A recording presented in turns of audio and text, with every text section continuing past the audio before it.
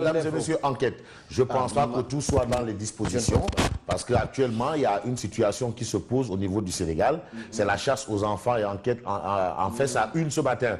Alors, enquête fait un dossier qui porte sur les enlèvements, viols, meurtres sur les mineurs. La chasse aux enfants.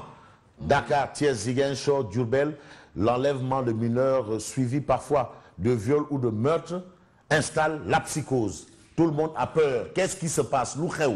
Tu sais, on peut imaginer toutes choses, oui, c'est l'approche des élections, c'est ceci, c'est cela, mais en tout cas, il y a ce fait. Il y a ce fait, cette réalité, la chasse aux enfants. Pourquoi cette chasse aux enfants? Il y a le Rekham. Dans certains pays, c'est souvent la chasse aux albinos par-ci. Bref, on retient la chasse aux enfants à la une du journal Enquête. Vox Populi en fait aussi ça une. Parce que c'est l'actualité, le Vox Populi, la voix du peuple. Vox Populi, la voix du peuple. La paranoïa gagne le pays. Psychose des enlèvements d'enfants. La paranoïa gagne le pays. Ça, c'est ce que révèle bien entendu Vox Populi ce matin. 2 présumés kidnappeurs sèment la panique à Bargny. 3 autres pourchassés à Touba. L'un d'eux arrêté. Ça, c'est une bonne nouvelle. Ah oui, des Dakarois convaincus de la thèse des sacrifices humains. Ah bon? Ah oui, non. Quand tu poses un problème, tu te dis sacrifice humain. Non, ça c'est cousu de fil blanc. Qu'est-ce qui se passe? Alors, pourquoi, brusquement, qu'est-ce qu'il y a? On parle, oui, voilà, ce sont les... Non, on évoque tout. Mais les Dakarois convaincus de la thèse du sacrifice humain. La paranoïa gagne le pays. On vole les enfants, soit on les viole, on tue, on fait n'importe quoi. Voilà, et c'est n'importe quoi. Ah, c'est fréquent.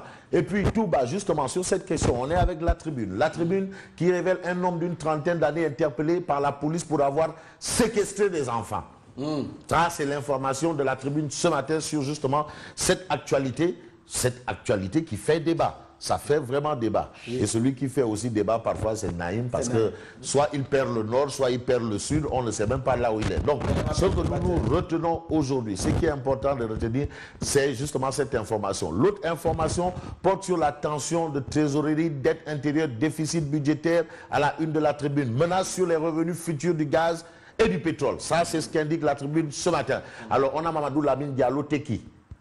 C'était à l'époque c'était Teki Tarou Sénégal. Maintenant c'est Teki point barre. Bon, Mamadou Lamine Diallo, économiste et député, économiste chevronné, hein, qui dit Macky Sall est contraint de trouver de l'argent pour éviter un plan Sakho-Loum.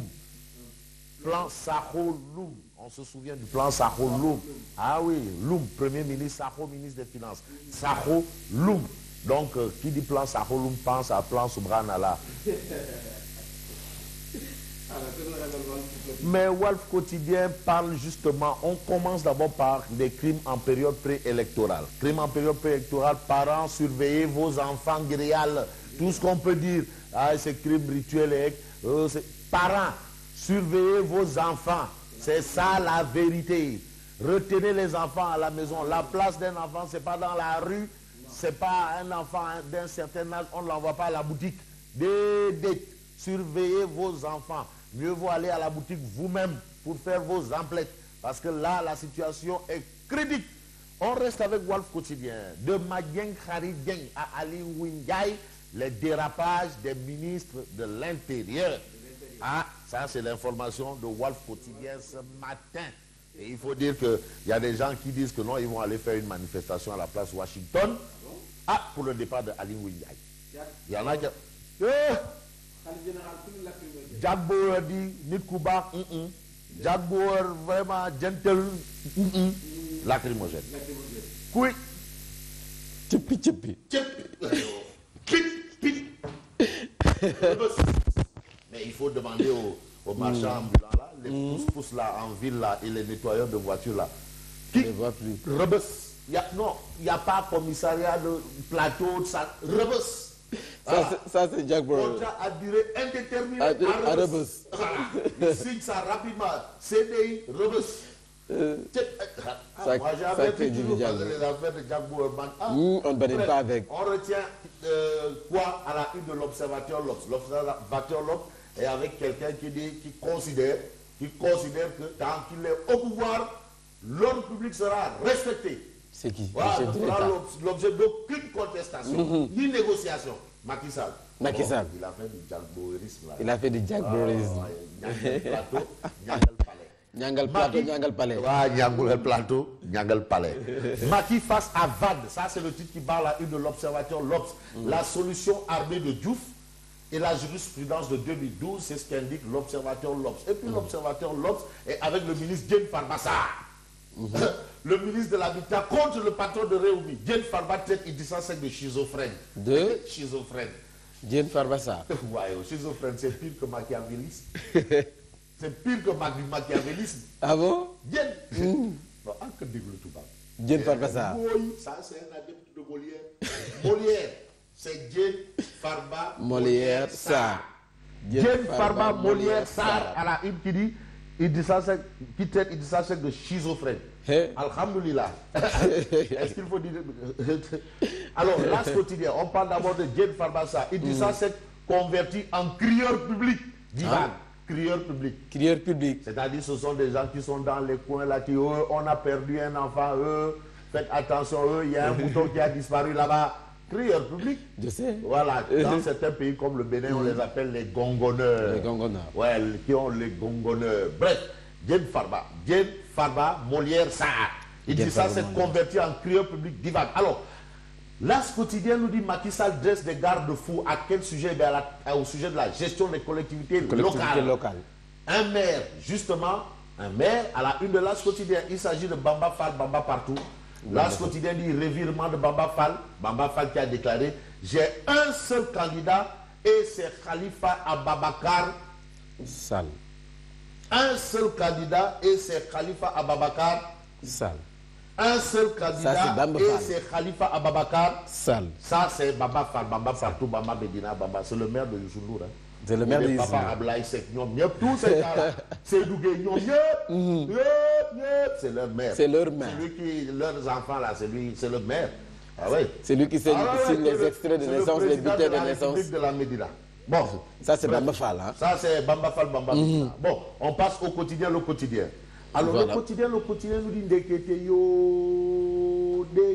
yo amnolu khaweti. Qu'est-ce qui se passe? Il dit accusé de crime écologique. Crime écologique. Crime écologique. Ça signifie quoi ça? Ah ouais, ça veut dire que non, il est en train de tuer l'écologie. Il détruit l'écosystème. Comment? Ah ouais. Des conseils départementaux parlent de bradage du domaine maritime de Kayar. Qui? Crime. Il parle de la gestion donc foncière. Ouais, de Ndabal Kadior. Ah oui, mais réaction de Yankoba Diatara. Nous allons porter plainte pour diffamation. Yankoba Diatara. Ah ouais, il faut Fimbara de donner belle. Adjoint maire. Ouais, Fimbara de donner belle. Ouais. Étalez donc tout ça. Non. Yankoba Diatara, il est le premier vice-président du conseil départemental. Oui. Ah ouais. Bon, bref, qu'est-ce qu'on peut retenir d'autre? C'est sur la crise scolaire. Oui. Borom Oubité Djangete. Waouh. COSIDEP. Oubité Djangete. La COSIDEP plaide pour la décrispation. COSIDEP. Waouh, mais frère Akolo. Ah oui, il faut arrêter les enfants. La COSIDEP, crise scolaire, la COSIDEP plaide pour la décrispation. Ça, c'est ce que révèle le quotidien. Le quotidien. Voilà. Alors, le témoin. Mais le témoin parle de la visite officielle du président turc. Pour ne pas avoir une tête de turc, on retient Erdogan en pays déjà conquis. C'est Erdogan. Oui, la Turquie, c'est là. La Turquie, c'est le centre de conférence à Diouf. La Turquie, c'est Yavuz Selim, Bosphore. Ça, c'est Bosphore. Face à des concurrents solidement implantés comme la France, la Chine et le Maroc, il va tenter de positionner les entreprises turques. Ah, voilà bon. Et puis l'opposition fait feu sur Ali Ngouille, c'est ce qu'indique bien entendu le témoin. Et puis le témoin parle d'alimentation correcte en eau de la capitale. En eau de la capitale. Comme l'autre disait que le pays est hydrauliquement maquis. Rigal. Aujourd'hui, Mansour Faye prend date pour juin et juillet. Donc on est février, mars, avril, mai, juin, juillet. Donc dans 5 mois, on aura de l'eau normalement à Dakar. En 5 mois. Ouais, correct. Donc on attend 5 mois. Notre mal en patience. Ouais. Donc, d'accord. 5 mois, monsieur le ministre de l'hydraulique. Vous, Dakarois, prenez votre mal en patience. Remplissez toujours vos bidons la nuit. 5 mois. C'est le ministre qui a parlé, gars.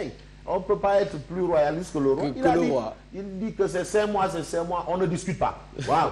C'est le Goro qui parle et le Goro, quand il parle, tout le monde s'arrête. Bon, fonction publique locale, un conseil supérieur de 20 membres créé. Le président Macky Sall invite les élus locaux au respect des droits des travailleurs. Attention, attention et attention. Il faut que les élus respectent les droits des travailleurs aussi. Les Sidi Ndiaye là, les Gossemer là, ils doivent être respectés. Hein? Oui. Ah ouais. Il fait partie maintenant du Conseil supérieur de la fonction publique locale. Sidi Ndiaye. Sidia. Il en fait partie. Sidi Ndiaye. Usurpation, Réumi quotidien, usurpation de fonction et escroquerie après Mbengue, une femme faux douanier arrêtée. Une femme faux douanier arrêtée, indique Réumi quotidien. On termine justement par Sud Quotidien. Sud Quotidien parle de banalisation de la candidature à la présidentielle du Sénégal, le diagnostic de la société civile. Hier, c'était les politiques. On a vu la réaction du professeur Bouna Mohamed Sekbou El Mogdad, voilà, qui a dit que vraiment, il y a des gens qui se présentent là, mais c'est des fous. Ils disent je suis candidat, alors que ce sont des fous. Parmi ceux qui se déclarent candidats à la présidentielle, il y a des fous. Voilà, il y a des fous. Mais en tout cas, il y a, il y a des fous. Il y a le défenseur des malades mentaux. Ah non, est-ce qu'il parle de lui? Il ne parle pas de lui. Il y en a, Assam, ouais, Assoumana Diop. Mais il dit qu'il y a des fous là-bas. Il y a des fous. Parmi les gens qui disent je suis candidat, il y a beaucoup de fous là-bas. Ah bon? Ouais, il y a des fous. Ah ouais? Il y a des gens qui savent qu'ils ne peuvent même pas gagner chez eux. Angle mousse. Angle mousse. Voilà, angle Bopukanya. Et il se permet de, il y a des fous. Postuler. Il faut faire attention à des candidats qui sont des fous. Qui sont des fous. Ouais. Il faut vraiment que... Il y a des fous. Hein. Ça, c'est Bouddha Mohamed Sek. C'est Bouddha Mohamed Sek. C'est mon... Déglu Toubab. Ah bon? Oui, Déglu Toubab. Il fait partie des fils de Molière. Ah oui, ça c'est l'aristocratie servisienne. Bouel Mogdad. Bouel Mogdad. Bouel Mogdad Sek. Voilà. Alors rendez-vous demain. Rendez-vous demain avec beaucoup de plaisir et bonne continuation. Voilà, moi.